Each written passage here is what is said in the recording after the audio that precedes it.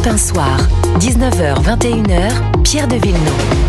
Avec Georges Fenech et Antonin André, on commente l'actualité et peut-être une réaction à Patrick Vignal et cette Antonin André, cette on va dire action-réaction. M'écrivait Céline Géraud là, qui écoutait l'interview depuis sa maison et qui est notre présentatrice du 13h et qui disait vraiment il se comporte comme un judoka, action-réaction, voilà, il voit les choses de façon pragmatique, il se retire et il laisse pour faire barrage au RN. Oui, il y avait dans les mots de Patrick Vignal, en même temps, je trouve c'est toujours un peu pareil avec les macronistes, on est quand même un petit peu surpris. Il dit que les gens ressentent fortement une forme d'abandon d'Emmanuel Macron qui n'a jamais su nouer un lien avec les Français. Patrick Vignal faisait partie de ceux qui, au moment des Gilets jaunes, avaient bien compris, perçu cette colère et s'en inquiétaient. Mais il n'a pas été entendu. Et quand il dit « j'espère qu'Emmanuel Macron va changer de peau », on sait maintenant depuis 7 ans qu'Emmanuel Macron est Emmanuel Macron, qui ne changera absolument jamais de peau. Ou alors qu'il change souvent de peau, c'est-à-dire comme un caméléon. Là, c'est un président qui aujourd'hui est seul, que même ses collaborateurs ne comprennent plus, qui continue de le servir par loyauté, mais je peux vous dire qu'il y en a un certain nombre qui ont hâte de partir dans le privé et de le laisser dans la mouise, parce qu'en réalité, le quinquennat d'Emmanuel Macron est terminé. C'est fini. C'est-à-dire que même un Premier ministre qu'il nommerait, qui serait un ministre d'une majorité mosaïque, allant de la gauche à la droite raisonnable, de toute façon, c'est son Premier ministre qui gouvernera.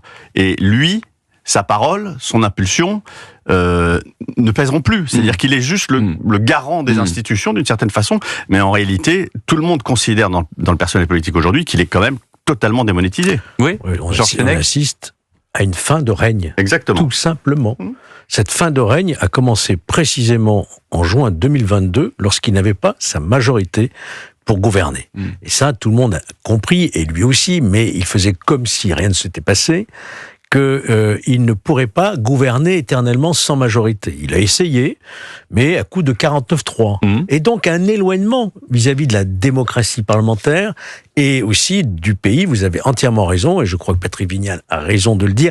Et d'ailleurs, ça a été reconnu par le président lui-même. Il n'a pas réussi à rétablir ce lien de confiance entre les politiques et les citoyens. Et il l'a payé très chèrement, sans compter évidemment des erreurs d'orientation politique. Je pense à tous les sujets régaliens et la justice en particulier. Donc on est dans une fin de règne. La seule inquiétude que j'ai, et je pense qu'elle est partagée, Antonin, c'est qu'est-ce qui va se passer demain, après le second tour. Alors, c'est pas demain, c'est dimanche. Demain, c'est demain. Demain, au grand demain. Vous entendez bien. Avec un grand D. Avec un grand D. C'est-à-dire, est-ce que ce pays va connaître un blocage institutionnel, et là, c'est le vertige total, ou est-ce qu'il y aura une majorité, ou au moins une majorité au moins relative, mais suffisante pour conduire le pays jusqu'aux prochaines élections présidentielles 2027. Autrement, il n'y aura pas d'autre solution que la démission du président de la République. Ou est-ce qu'il y aura effectivement cette période un peu de latence, comme la Belgique a connu il n'y a pas très longtemps? On n'est pas en Belgique, en France. Je suis d'accord. C'est un petit pays, la Belgique. Mais ce qui est d'étonnant, c'est que Emmanuel Macron aurait très bien pu ne pas provoquer de dissolution. Cette décision reste quand même l'impensé. Personne, Nicolas Sarkozy, les plus anciens, les plus raisonnables, personne ne comprend cette décision. Alain Minc, vous avez vu ce qu'a dit Alain Minc dans l'Express. Il pouvait très bien avoir entendu le message, laisser se passer les Jeux Olympiques, laisser se passer l'Euro de football, laisser les Français partir en vacances. Alors je vous dis pas que ça aurait été une situation idéale, et attendre le budget pour éventuellement, en cas de 49.3, en cas de censure, là où Bruno Le Maire, lui, assure qu'il commençait à discuter avec certains LR pour essayer de tenir son budget, et une fois qu'il y a la censure, là, pourquoi pas déclencher. Ce qui est assez sidérant, c'est qu'il grille cette cartouche institutionnelle que la Constitution lui offre à un moment où, en fait, ça l'affaiblit considérablement et ça le précipite dans une espèce de vide et de solitude.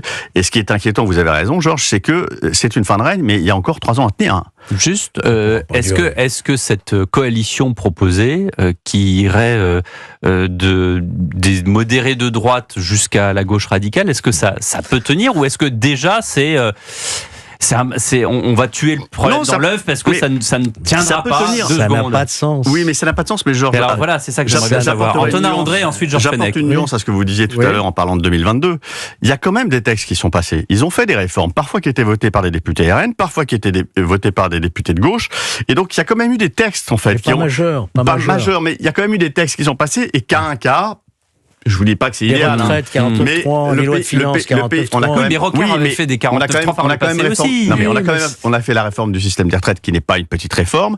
La loi immigration, a été un peu plus compliquée, mais a quand même été adoptée. Je ne dis pas dans la facilité et dans la clairvoyance, mais si vous voulez, les institutions peuvent fonctionner, y compris avec un Premier ministre technique, qui texte par texte irait négocier des majorités et expédierait les affaires courantes. La coalition telle qu'elle est présentée Georges Fenech n'a pas de logique ni institutionnelle et encore moins politique. Quand on a eu, souvenez-vous, sous Jospin, on disait la majorité, la gauche plurielle, exact. C'était tous des gens de gauche. Ça allait de la gauche à la gauche jusque sans doute peut-être un peu au centre. Des gens avec des convictions. Voilà. Mais des gens qui partageaient en gros les mêmes valeurs. Vous pouvez pas mettre dans le même panier des mouvements politiques qui n'ont rien à voir entre eux. D'abord, c'est contre la démocratie, c'est contre le débat, c'est une volonté finalement de parti unique et de faire taire toutes les oppositions. Et c'est un mépris des électeurs, du coup. Mais ça ne peut pas fonctionner. C'est une vue de l'esprit et c'est extrêmement dangereux de faire croire aujourd'hui à ceux qui vont voter dimanche qu'il pourrait y avoir une alternative avec une coalition de briques et de brocs qui va permettre de gouverner ce pays pendant encore 3 ans.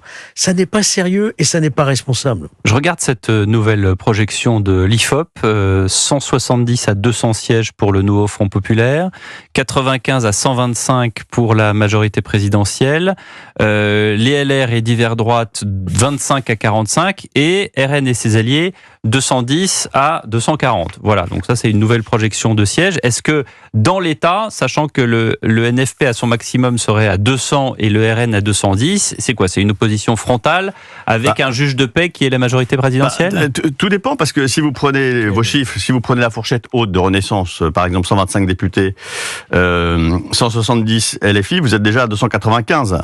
NFP, vous voulez dire? Oui. Vous êtes déjà à 280, le Front Populaire, vous êtes déjà à 295. Sans parler des LR qui ne sont pas LR, RN. Donc, c'est les RN canal historique. Et les filles mis de côté. Si vous mettez de côté LFI, il faut regarder précisément le nombre de socialistes et d'écologistes qui seront élus et de voir si... on sait que la majorité, c'est LFI. La majorité, enfin, les couleurs présidentielles, plus le Parti Socialiste, plus les écologistes, plus la droite modérée, peut ou non s'entendre. C'est la seule issue. La France est à droite. C'est ça que vous oubliez. La France n'est pas prête à accepter n'importe quelle réforme aujourd'hui. La France, vous parlez des électeurs, Georges. Je parle des électeurs. Bah oui, mais la grande erreur déjà de Macron, c'est d'avoir nommé Elisabeth Borne qui venait de la gauche. Il aurait dû comprendre en juin 2022 et qu'effectivement, c'est là qu'il fallait faire cette ouverture. Il ne l'a pas fait, sans doute par ego, sans doute en se disant qu'il serait toujours le meilleur et qu'il arriverait à gouverner, qu'il arriverait à recueillir la confiance. Il s'est leurré et il est allé dans le mur. Donc, vous pouvez pas nous dire aujourd'hui, il va y avoir une coalition qui va rassembler les socialistes, les économistes. La France, les Français, les électeurs n'en veulent pas et vous verrez dimanche. Mais vous avez le droit de pas être d'accord. En même temps, non mais Georges, Georges dit que ça ne marchera pas. Oui, et Antonin dit que ça pourrait peut-être sur certains cas marcher. Les socialistes d'aujourd'hui ne sont pas les socialistes d'hier. Il y a quand même eu, depuis l'arrivée de Macron au pouvoir, avant l'arrivée de Macron au pouvoir, un certain François Hollande qui n'a pas laissé une trace immémorable dans l'histoire, mais néanmoins qui a converti la gauche au libéralisme et qui a fait du Parti socialiste un parti qui abandonnait la lutte contre l'économie de marché pour adopter la politique de l'offre. Donc cette droitisation, elle a opéré au Parti socialiste d'une certaine façon. Et Emmanuel Macron aujourd'hui est aussi le réceptacle de cette droitisation de la société dans le sens où il vient d'une gauche sociale libérale qui n'existait pas avant François Hollande. Donc cette droitisation, elle existe aussi dans ces partis-là. Quand vous voyez un Yannick Jadot, par exemple, qui est chez les écologistes, il est parfaitement compatible avec le libéralisme économique défendu par une partie de la droite. Donc vous avez raison, il y a une droitisation de la société, mais d'une certaine façon, y compris les partis de gauche en ont tenu compte. Je vous dis pas que ça va marcher, mais voilà, moi je suis comme vous, je cherche...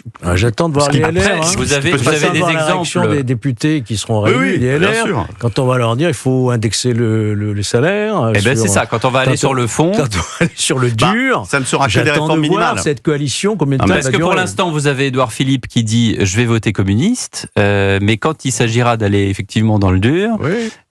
C'est sûr que ça limite la portée des réformes qu'on va faire. Mais enfin, si déjà on peut faire en sorte que le pays fonctionne et qu'on ait un budget... on va abroger la loi sur l'immigration. Vu la situation dans laquelle on est, si vous voulez. On n'a plus de réforme de l'assurance chômage, nous a dit le Premier ministre. Voilà, ça c'est vraiment d'une navigation à vue, je dirais, dans un brouillard très épais qui peut nous amener sur un récif.